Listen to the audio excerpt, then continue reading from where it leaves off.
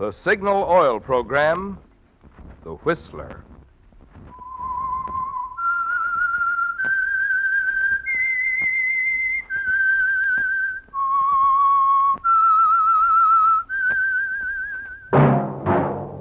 That whistle is your signal for the Signal Oil Program, The Whistler.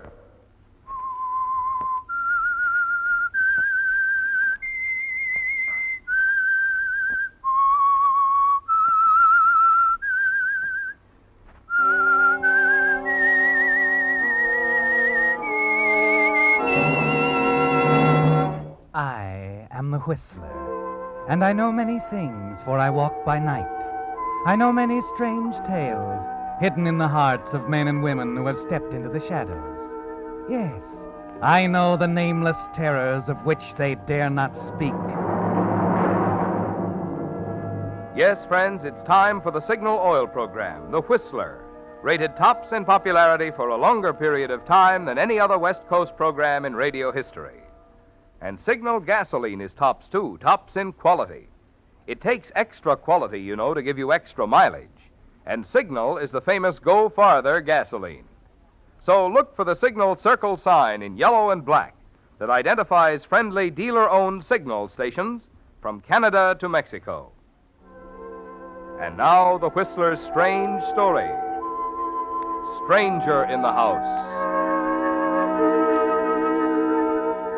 Helen decided she might as well be honest with herself. The suspense was getting her down. But if she didn't find out one way or the other pretty soon, something was going to snap. It had been over 6 years since her foster brother Ted had left for the Orient on that government mission. And he was still out there, somewhere between Manila and Shanghai, alive or dead. It was a terrible thing to admit even to herself. But she was even wishing now for any kind of message, even one stating Ted was dead. At least it would end the waiting. At least it would be better than not knowing at all. George, please. I don't want to talk about it anymore. Ted's been on my mind for so long now that I wish I could forget about him for a while. I'm rather surprised to hear you say that, Helen. Oh, I know it sounds terrible, but... George, it's been 6, almost 7 years of waiting and not knowing. Yes, I know, Helen. I can't stand it much longer, George. After all, he's my foster brother. Don't you understand? All these years of silence. If they'd only tell us something. You must realize there are a lot of women like you, dear. It's just one of the terrible things about the aftermath of war, that's all. Let's just wait, then. Let's not talk about him anymore. I'm your lawyer, Helen. There are some things we've got to talk about. All right. Go on, George. Well, it's been almost 7 years now. If we haven't heard from Ted in another 4 months, he'll be declared legally dead. What does that mean? There's a clause in your foster father's will, Helen. When Ted dies, the entire estate goes over to you. Why must you always throw that will in my face, George? Why must it always come around to money, money, money? Every time we talk about Ted, it's the same thing. I don't care about the money. All I care about is having him back alive and well. Now, please go, George. If it doesn't have to be settled till September, let's not talk about it till then. All right, Helen. Well, George. Yes? I'm sorry I blew up. I guess I'm just not myself. Sure, Helen. I understand.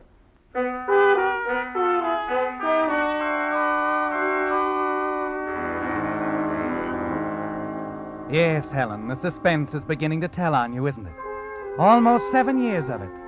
Just a few letters from Ted early in 1941, telling you of his arrival in Manila. Then silence. No way you could get in touch with him. Nothing you could do but wait. And you're still waiting, rushing out to meet the postman, hoping each day will be the big one. George is more tactful now about the will.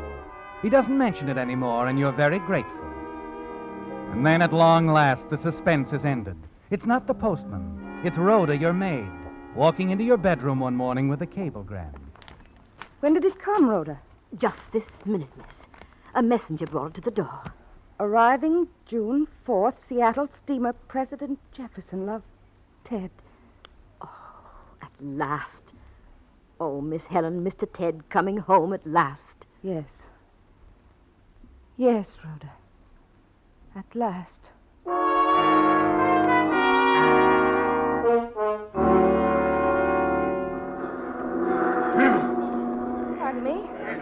I beg your Quite all pardon. Stewart? Oh, Stewart. Yes, miss? I'm looking for Mr. Ted Van Norton. Where is his cabin, please? Just a minute, please. Van Norton. Stateroom 3C, third deck. Thank you.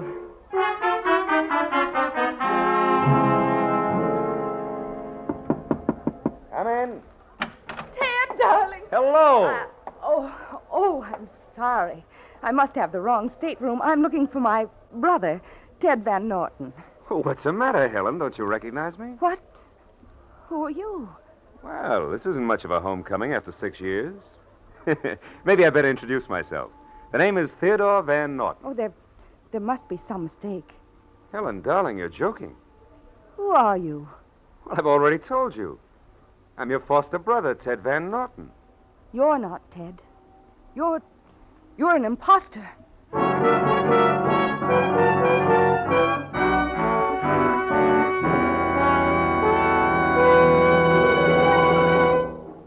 With the prologue of Stranger in the House, the Signal Oil Company is bringing you another strange story by The Whistler.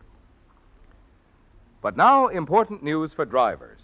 The amazing new type tire by Lee of Conshohocken, which is being announced this month in the Saturday Evening Post, is already at your Signal dealers.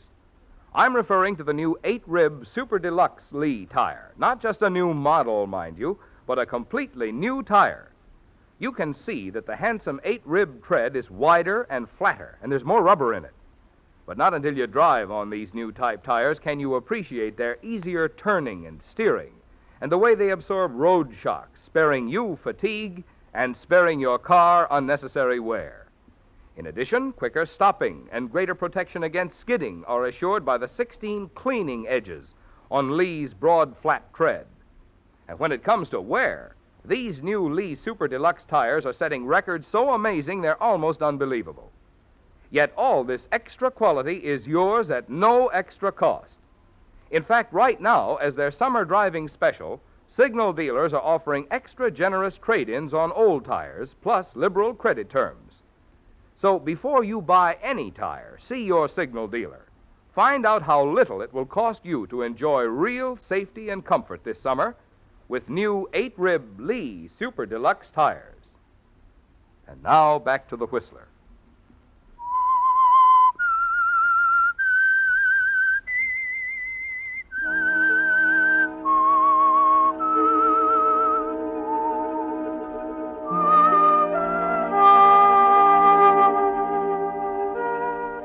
Well, Helen, all you can do is stand there in the stateroom and stare at him.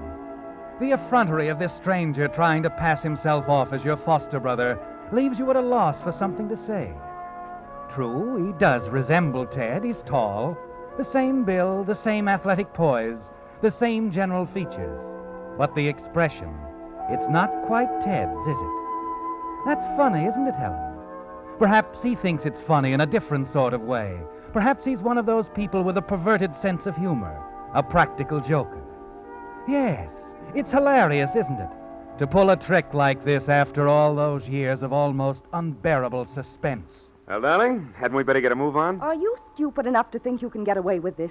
Get away with what? If this is some crude attempt at humor, I Not don't at think... all. I'm quite serious. Where's Ted? Oh, do you have to be that way? I explained once. Don't lie to me. Where is he? Excuse me a moment.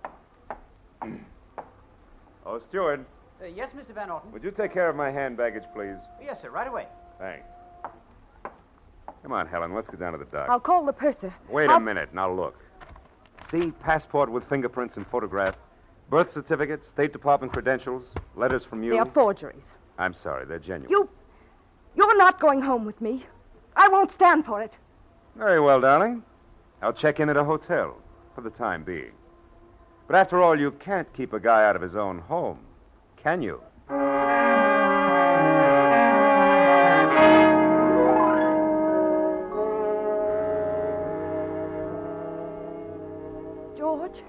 George, I've never been so stunned in my life. He just stood there smiling at me, saying over and over that he was Ted. Wait a minute.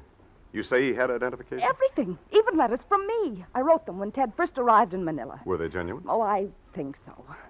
You're my lawyer. Do something. He'd know better than try to get by with forgeries.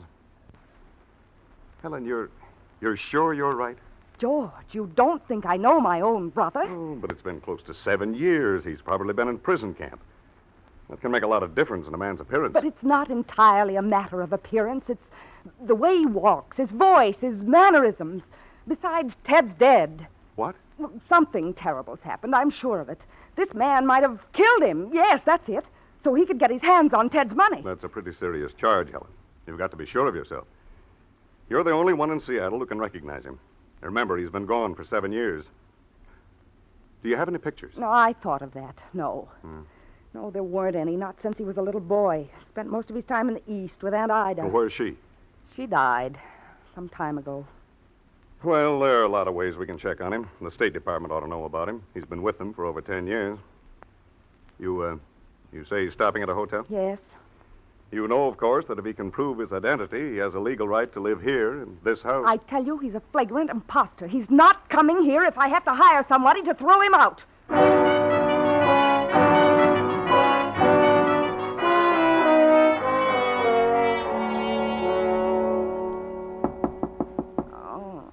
Who is it? It's Rhoda, miss. Oh, what time is it? After 8. Oh, go away. I'm sleepy. I must see you, miss. All right, Rhoda, come in. Now, what is it? It's that man, Mr. Van Norton. What? Where is he? He's in the guest bathroom, miss. Shaving.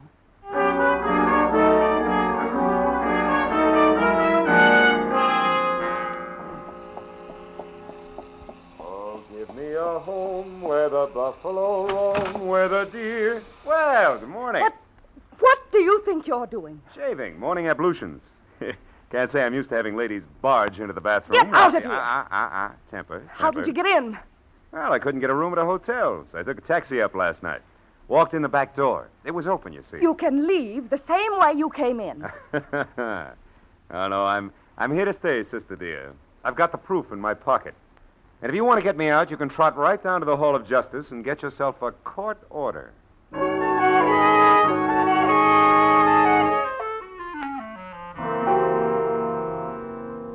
Have some more coffee, Helen. No, thanks. Hot cakes? Mr. Whoever you are. Van Norton. Name's Theodore Van Norton. I must say, I've never seen such colossal nerve in my life. Oh, you flatter me. You're not at all concerned about the servants? Should I be? Aren't you afraid they'll fail to recognize you? Don't be silly. None of them were here when I left. Edward the butler was last to go, I think. Oh, by the way, Helen, whatever became of old Edward? There are other people in town, of course. What about your teachers at Washington Heights School? Why, Helen, I believe you're trying to trick me. You know Father sent me to Foxhall Academy when I was 14. I never went to Washington Heights. Oh. Where are you going? You seem to know everything. Why don't you tell me that? Helen, we have some talking to do, darling. About the will. Father's estate left all of it to me, you know. Seems to me the executor owes me close to $1 million.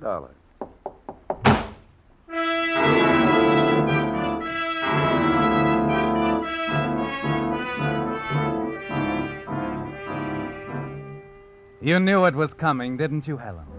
That's the purpose behind this whole crazy business. It's still inconceivable to you that the man can actually expect to get away with it. George was right.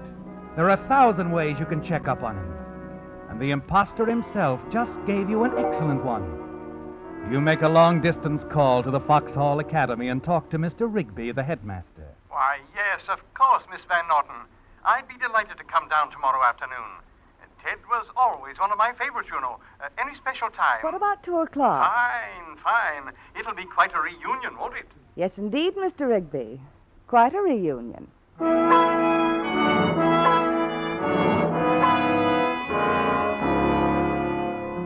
Mr. Rigby, this is George Chadwick, my lawyer. Mr. Chadwick? How do you do, sir? Would you like to wait in the living room, Mr. Rigby? I think Ted's out on the tennis court. We'll call him. Thanks. Come on, George. Excuse us, Mr. Rigby. Of course. Do you still think I don't know my brother? Now, I never said that, Helen. I only said 7 years can make a lot of difference. You yourself said his general features were the same.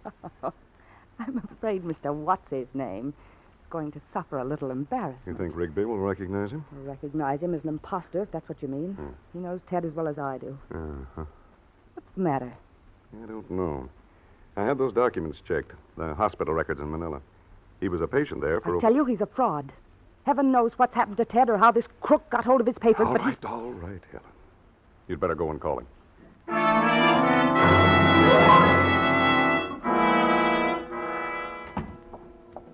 Hello, sis. What's up? I was sorry to interrupt your tennis game. Ted? Oh, it's Ted now, huh? Why, of course. I could have been mistaken, you know. Well, can't say I expected this. I'd be a little foolish not to admit it when I'm wrong, wouldn't I? Come on, dear. Where to? Just to the living room. You can go back to your tennis in a moment. Oh, there you are, George. Hello, Ted. Hello, George. What's going on around here? We're going into the living room, George. Perhaps you'd like to join us. Yes, of course. Well, open the door, George. Oh, sorry. Say, what's this all about? Rigby! Ted! Teddy, old boy, how have you been? Oh, you old son of a guy. Hey, what is this, Helen? A surprise? Why don't they tip a guy off when his old headmaster comes to see him? Oh, you're looking fine, Teddy. Yeah? Good Lord, it's been a long time. Yeah. Last time I saw you was after the Washburn game, remember? What? Yeah, at Spokane. Yes. Stinky was there, too. Say, do you remember the bus broke down that night outside of Wenatchee? You and I had a history. You stand there stunned, speechless, just staring at them as they slap each other on the back, forgetting all about you. And George avoids looking at you. He's on their side now, you're sure of it. And worst of all, it's beginning to get you, too. He's not Ted, your foster brother. You know it, you're positive. It's ridiculous to go through all this rigmarole, but it seems to be your word against his proof, doesn't it? But there are still other ways, aren't there? Like another long-distance call, this time to the State Department in Washington, D.C. After being transferred to 4 or 5 different offices, you finally get through to the right It's man. most important that you check this matter thoroughly. I'm positive that the man representing himself as my foster brother is an imposter. You say you were with Mr. Van Norton when he filed his original application here in 1938? Yes, I saw him attach his photograph and fix his fingerprints. I simply want to see that application. I'll forward the file to our Seattle representative. You can check it there. Will that be satisfactory? Quite satisfactory, thank you.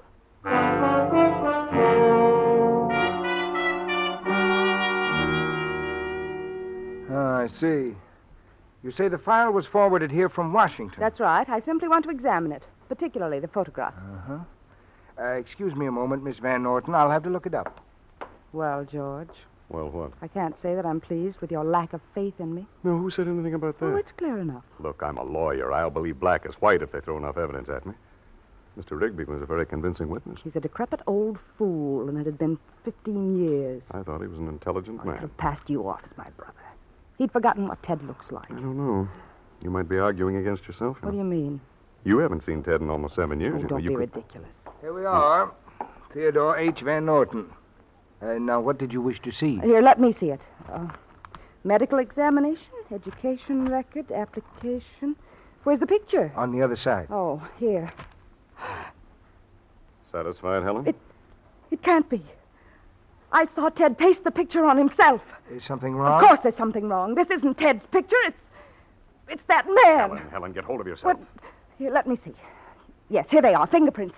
Now, listen, clerk. I want this whole record sent to the office of the Federal Bureau of Investigation. Helen, you've got to have a rest. This thing is getting That's you. one thing that can't be forged, don't you see? They can't forge his fingerprints. Oh, I'm sorry, Miss Van Norton, but I have no authority You've to got send- to. I tell you, there's a stranger in my house. He's posing as my foster brother. There's $1 million involved. Just a minute, Helen, please. It's most important, Mr. Robbins, not only because of the money involved. Miss Van Norton is extremely upset. Well, of course, Mr. Chadwick, but you see, I can't simply turn over material like this to the I'll make the necessary arrangements with the FBI, Mr. Robbins, and get your authority from Washington. Will that be satisfactory? Oh, quite, Mr. Chadwick. Quite.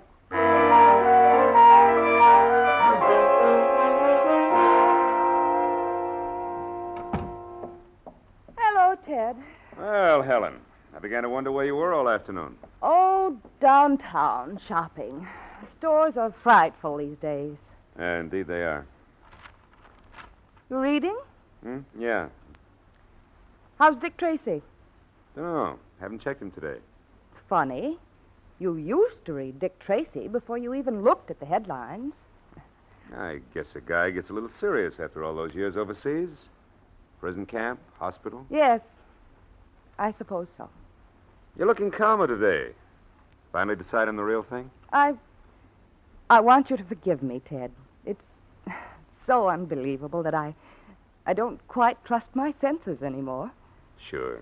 You're a good kid, Helen. I don't blame you. Will you drink on it? Why not? What'll it be? Bourbon and soda. Oh, you're a man after my own heart. Mm. You know, I'm kind of surprised. I thought you'd be a tougher nut to crack. Oh? You expected me to be suspicious? Well, after that episode on the boat, I expected anything. Oh. Here you are. Thanks. What'll we drink to? To us, of course. All right.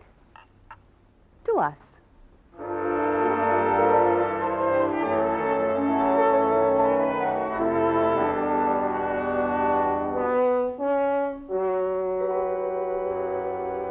Yes, ma'am? You're in charge of the fingerprinting department here? Yes. I'm Helen Van Norton. I brought in a highball glass yesterday afternoon with some fingerprints on it. Oh, yes.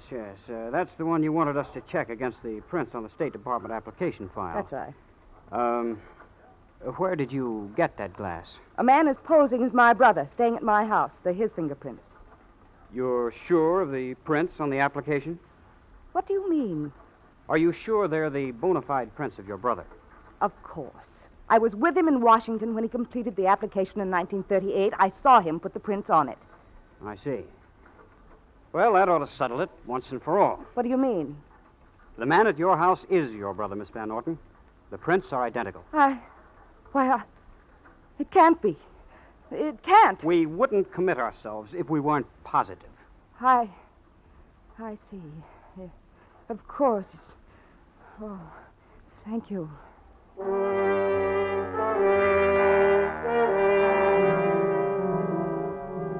Well, Helen, that settles it, doesn't it? You're beaten and you know it. And worst of all, you're not at all sure of yourself anymore. Yes, that's the unbearable part. Not knowing in your mind whether you're right or wrong. But you still have one more out, just one.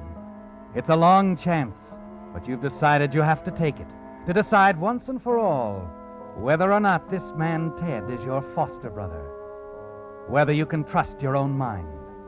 It's very late that night when you get quietly out of bed and walk downstairs to the telephone. The house is as quiet as a tomb. Everyone's asleep.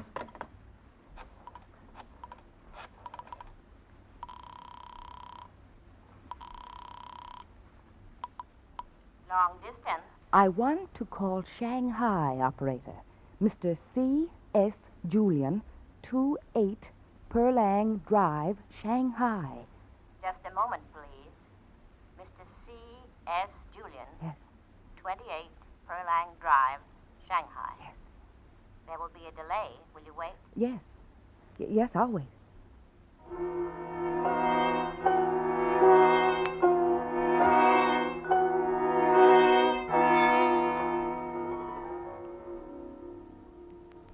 Here's your party. Go ahead, please. Hello. Hello? Is this Mr. Julian? Who is calling, please? I last talked to you in April 1941. The name I gave you was Grayson. Do you remember that? Why are you calling? Do you remember me? Of course I remember you. You called concerning a man, Mr. Van Norton, as I remember. He was in Manila. Do you know what became of him? He was killed in an accident in May of 1941. You're positive. Positive. Thank you, Mr. Julian. Thank you very much.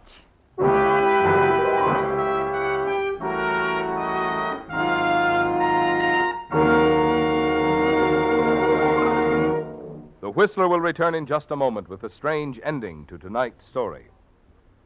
Meantime, a word of wisdom to Mr. Average Driver. You spend well over $100 a year for gasoline. That's a lot of money. You'd like to be sure it's buying the gasoline that's tops in quality, the gasoline that gives you top performance from your car. Well, you can be sure if you'll just keep 2 points in mind when you buy gasoline. 1, it takes extra quality to go farther. And 2, Signal is the famous Go Farther gasoline. After all, the only way any gasoline can put more thrilling performance into your car is by helping your motor run more efficiently. And when your motor runs more efficiently, naturally you get better mileage. So there you have it in a nutshell, the reason why Signal's good mileage is so important to you. And the reason Signal says, to be sure of the tops in gasoline quality, there are just 2 things to remember. 1, it takes extra quality to go farther. And 2, Signal is the famous Go Farther gasoline. And now back to the Whistler.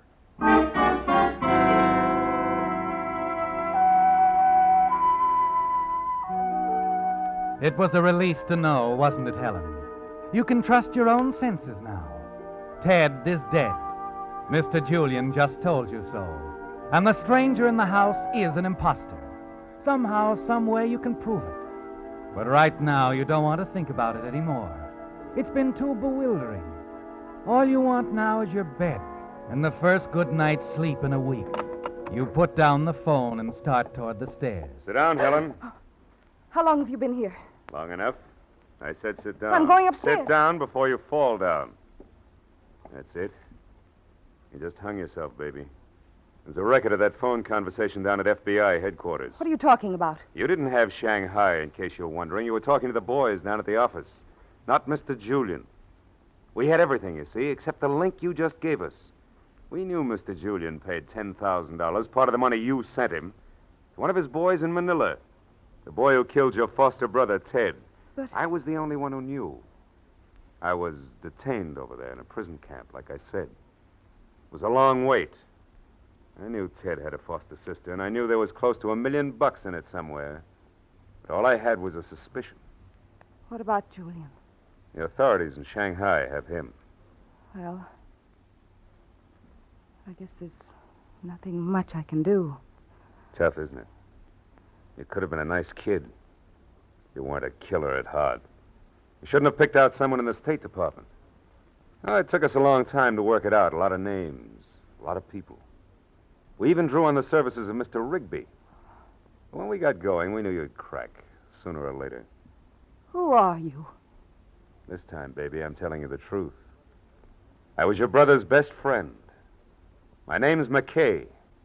Oh, and incidentally, I'm with the FBI.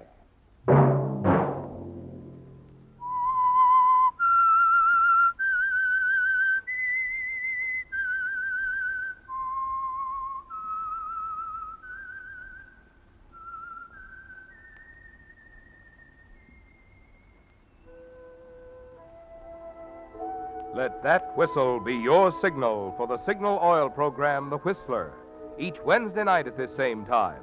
Brought to you by the Signal Oil Company, marketers of Signal gasoline and motor oil and fine quality automotive accessories.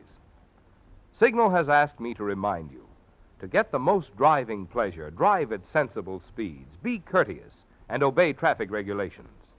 It may save a life, possibly your own.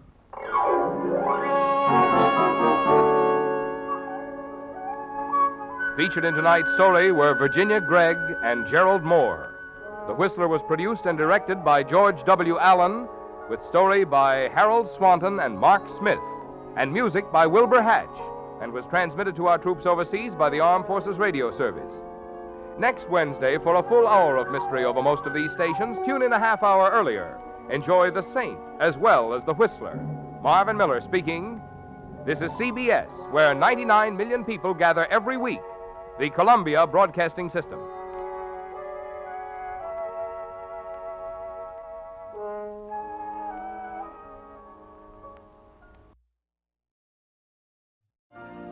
You've been listening to the OTR Gold Network. Find more classic radio at otrgold.com.